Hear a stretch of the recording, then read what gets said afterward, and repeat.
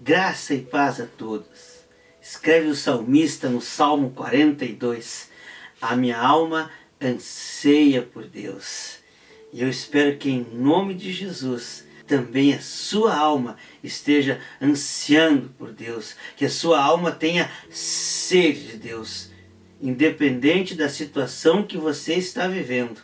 Não importa se você está num lugar alto, se você está no monte, festejando, celebrando a vitória que Deus tem te dado, ou se você está passando pelo vale da sombra da morte, ou se você está passando por lutas, por aflições, por crises, não importa a situação, o momento da sua vida, é necessário que a nossa alma tenha sede de Deus. Em qualquer momento, em qualquer situação, precisamos ter sede de Deus, desejo de mais de Deus, da presença de Deus. Por isso, em nome de Jesus, eu espero que a sua alma tenha sede de Deus, para que o Espírito Santo possa ministrar ao seu coração com poder e autoridade, para que você possa, no compartilhar dessa palavra, ser saciado, ser cheio da presença de Deus. Que em nome de Jesus você possa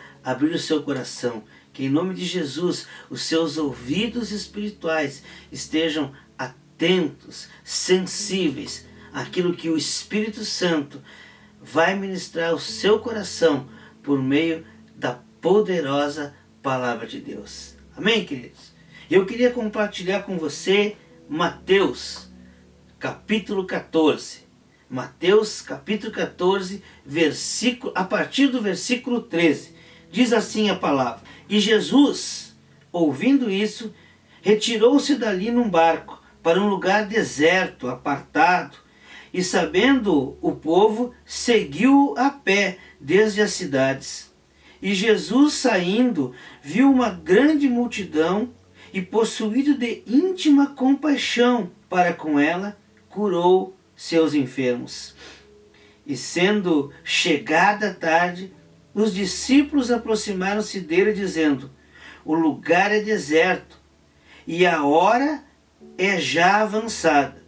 Despede a multidão, para que vão pelas aldeias e comprem comida para si. Jesus, porém, lhes disse: Não é preciso que elas vão embora. Dai-lhe vós de comer. Então eles lhe disseram: Não temos aqui senão 5 pães e 2 peixes.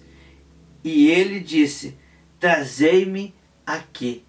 Glória a Deus. Eu refletia sobre esse texto e Deus ministra no nosso coração, o Espírito Santo fala no nosso coração. E eu me confrontando, vendo as situações da minha vida. E eu percebo que as situações dessa passagem com Jesus, chegada à tarde, ao fim da tarde, Jesus tinha se retirado porque havia recebido a notícia da morte de João Batista. Então Jesus vai para um lugar afastado, um lugar deserto, mas a multidão vai a pé atrás de Jesus. Ele vai de barco a este lugar, mas a multidão vai caminhando até esse lugar, seguindo Jesus, buscando, tendo sede de Jesus. E chegando nesse lugar, então, já à tardinha, os discípulos se voltam a Jesus e dizem a Jesus: a situação é a seguinte, nós estamos num lugar deserto, num lugar afastado, já é tarde. Então nós vamos despedir a multidão, vamos mandá-la embora para que eles voltem às cidades e comprem alimento para si. Muitas vezes nós chegamos diante de Jesus da mesma forma que esses discípulos. Chegamos em primeiro lugar colocando em destaque o problema, colocando em destaque a dificuldade, engrandecendo a luta, colocando o problema muito maior do que ele é e focando no problema, focando na dificuldade, na adversidade, engrandecendo ela. E além disso, dizendo para Jesus o que iriam fazer, dizendo para Jesus qual era a solução. Nós também fizemos a mesma coisa. Muitas vezes nós entramos em oração e nos lamuriando e murmurando e colocando o problema em destaque como um problema imenso, como um problema muito grande e intransponível. E assim como os discípulos, nós esquecemos que nós estamos falando com Deus. Nós estamos falando com Jesus. Nós estamos falando com o autor e consumador da nossa fé. Nós estamos falando com aquele que sustenta todas as coisas pelo poder da sua palavra. Nós estamos falando com Jesus. E nós esquecemos disso. Aqueles discípulos, por mais que tivessem tido as suas experiências com Jesus, naquele momento, naquela aflição, naquela dificuldade, eles esquecem tudo. E Jesus, olha, vem chegando a noite, vou mandar esse pessoal embora, que nós não temos aqui, é noite, é deserto, não temos condições de alimentá-los, e vamos fazer isso. E nós chegamos para Jesus, Jesus, o problema é esse, lá no meu trabalho está acontecendo isso, não tenho mais condições, vou pedir demissão. Não, Jesus, lá em casa não dá, meu filho rebelde não aceita mais, eu vou mandar ele embora, ele vai ter que sair de casa. Não, meu casamento não adianta, já fiz de tudo, já lutei, mas não dá porque é isso o problema, é aquele problema, é o cartão de crédito, é o horário que chega, e é o que fala, e é o que reclama, não dá mais. Vou separar. Nós chegamos, colocamos já o problema como sem solução e já dissemos a Jesus qual é a nossa solução. Nós chegamos, exaltamos o problema, colocamos, expomos para Jesus da maneira mais horrenda possível, como um problema insolucionável, barreiras intransponíveis, e já dissemos a Jesus, Jesus, a solução é essa. A solução é a separação. A solução é tirar o filho de casa. A solução é a demissão. Essa é a solução.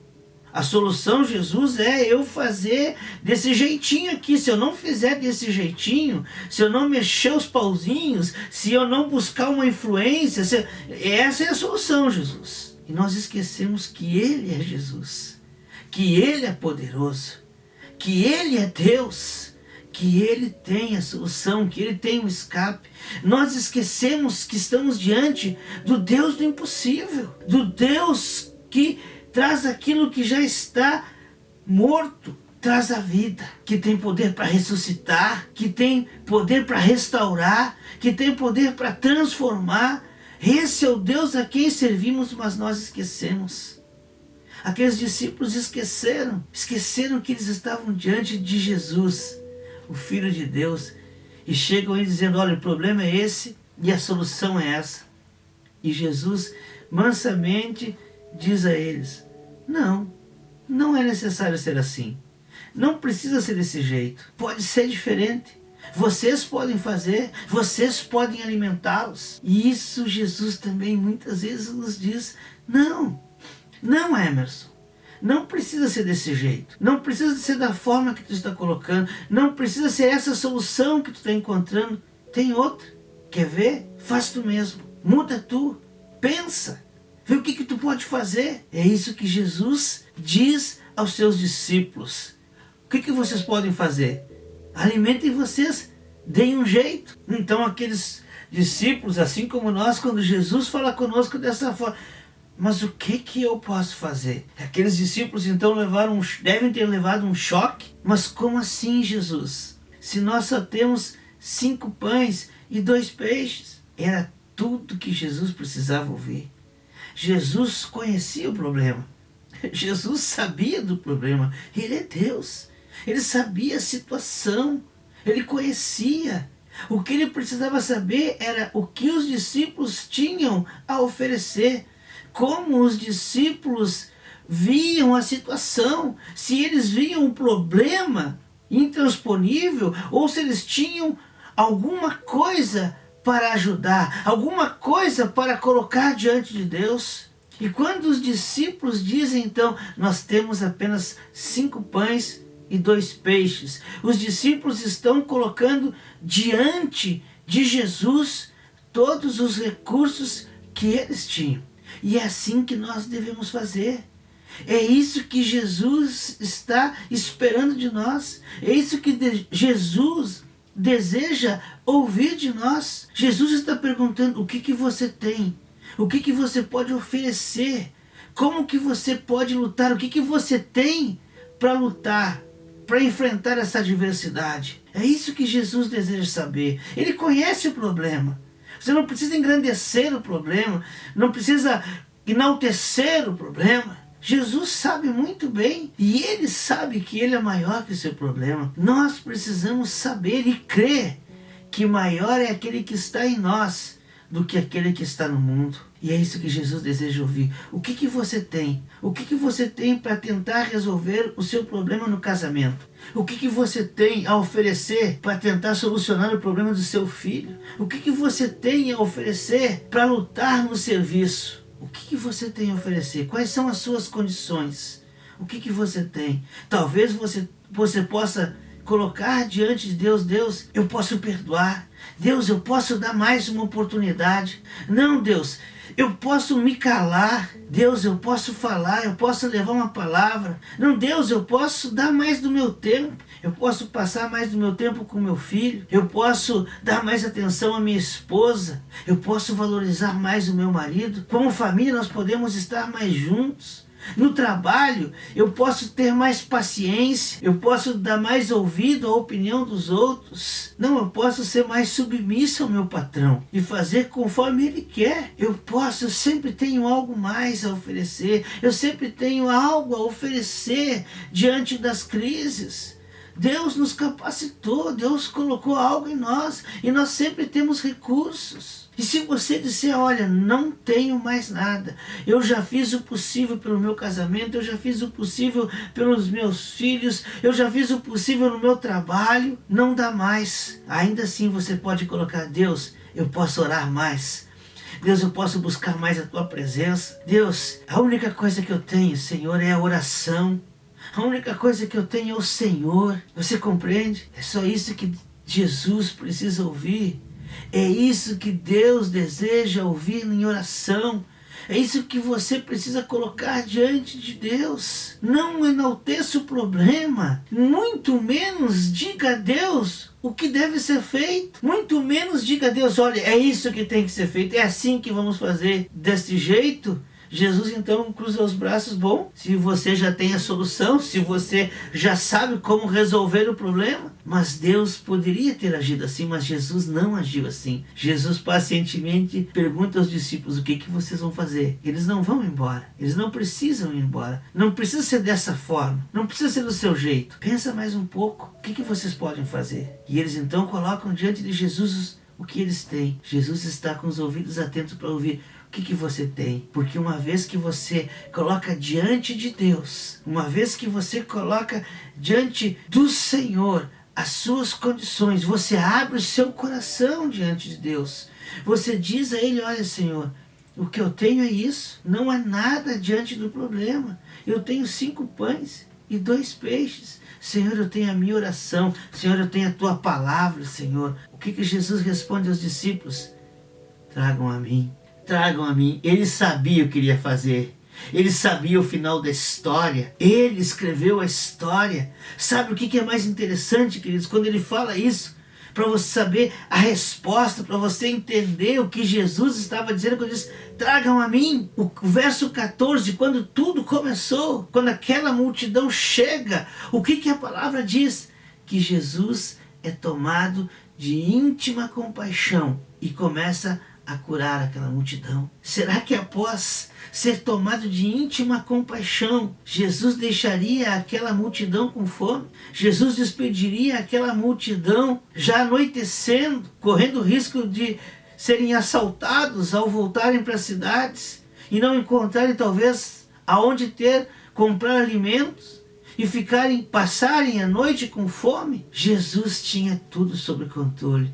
Jesus tem sempre tudo sob controle. Ele tem um plano perfeito. Então é por isso que ele diz, tragam a mim. Ele já sabia. Quando ele diz aos discípulos, não vai ser assim. Pode ser diferente. Vocês podem alimentá-los. Ele estava forçando, moldando, ele estava instigando os seus discípulos a buscarem uma outra solução, porque ele sabia que havia outra solução, e a solução estava nele. Então os discípulos vêm a ele e colocam diante dele as suas condições, e então ele diz, tragam a mim. E ele faz um milagre, e ele faz a multiplicação, e aquela multidão é saciada, é alimentada. É isso que Deus quer fazer com você. Se você não focar nos seus problemas, não focar nas suas dificuldades, nas suas lutas, sim, são grandes, queridos. Sim, nós sabemos. Nós sabemos que as aflições que nos atingem, que apertam o nosso coração, muitas vezes nos fazem pensar desesperadamente. Talvez não seja lá a crise financeira, talvez não seja o casamento, não seja os filhos, a familiar, o emprego, talvez algo no seu coração, talvez a solidão, talvez a tristeza, uma amargura, não importa. Chegue diante de Deus, diga a Deus o que você está sentindo e o que você pode fazer. E pergunte a Ele, Jesus, como nós vamos resolver? Jesus, o que eu tenho é isso aqui, Jesus. Como o Senhor quer que eu use? Como eu posso usar? Senhor, qual é a direção que o Senhor vai me dar? E aí, queridos, a vitória é garantida. Quando você coloca, apresenta diante de Jesus, como aqueles discípulos apresentaram 5 pães e 2 peixes, quando você apresenta os seus recursos diante de Deus, o milagre vem, o escape vem, o livramento, a cura, a libertação, o refrigério, a paz vem, o renovo vem. A esperança volta, mas é preciso colocar diante de Deus o que você tem. Quando o Salmo nos diz, se o Senhor não vigiar a casa, em vão vigia o sentinela. Quando o salmista escreve, se o Senhor não vigiar, em vão vigia o sentinela, ele não está dizendo que o sentinela não precisa vigiar. Ele está dizendo que se ele não vigiar, em vão vigia o sentinela. É preciso que o sentinela vigie, mas guardado por Deus. Só o sentinela não vai fazer diferença. É preciso que Deus também, juntamente com o sentinela, vigie a edificação. E é isso que Deus está dizendo. Só os seus recursos, com a sua força, não vai solucionar o problema. Talvez sejam, como nós já falamos em outra ministração, talvez o barco não seja suficiente. É preciso que Jesus esteja nele. Talvez as suas condições realmente não sejam suficientes para enfrentar a crise. Mas as suas condições, diante de Deus, a vitória é certa. Porque o milagre vem, mas não é possível, só com isso eu não consigo. Mas o nosso Deus é o Deus do impossível. Isaías 43, versículo 13. Operando eu, quem impedirá? O nosso Deus é o Deus do impossível. Por isso, coloque diante dele a sua situação, mas também coloque diante do Senhor as suas condições. E não diga a Deus o que deve ser feito. Não coloque na presença de Deus o que tem que ser feito, o que você vai fazer. Pergunte a Ele, Senhor, o que nós faremos? Qual é a direção que o Senhor vai me dar? E você vai experimentar, você vai experienciar o agir de Deus, o sobrenatural de Deus. É assim com Deus, querido. Ele conhece o seu problema, Ele sabe da sua aflição. Quando você chegou diante dele, Ele já sabia. Quando aquela multidão chegou àquele lugar, Jesus já sabia qual seria o final daquela história, como se resolveria a situação do alimento no final do dia. Jesus já sabia, porque Ele tem todas as coisas sob controle. Quando você chegar na presença dele, Ele já sabe, Ele já conhece. Antes que hajam palavras da nossa boca, Ele já conhece o nosso pensamento. Ele nos formou, Ele nos trouxe à existência, Ele nos conhece. Ele é Deus. Apenas coloque diante dele as suas condições. Abra o seu coração diante dele. Derrame o seu coração diante dele. Exponha. Se você tem algum recurso, coloque diante dele. Se você está frágil, diga a ele. Se você não tem recurso nenhum, diga a ele. Mas entre na presença dele. Diga a ele. Apresente-se a ele com o que você tem. E apenas veja o sobrenatural acontecer.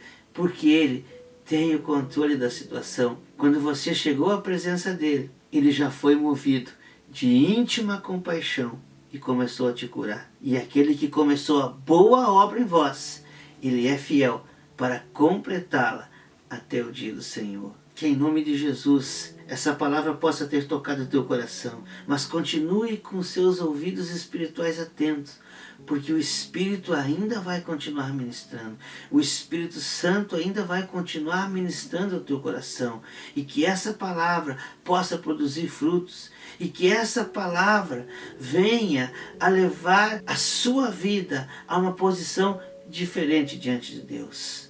Não enaltecendo, não engrandecendo mais o seu problema, mas sim reconhecendo a grandeza do Deus que você serve, do Deus do impossível, do Deus que tudo pode. Coloque-se diante de Deus e ofereça a Ele os seus recursos, então você verá o milagre chegar. Que Deus te abençoe, que Deus possa ter falado ao teu coração e que essa palavra venha a frutificar na sua vida. Em nome de Jesus, que Deus nos abençoe.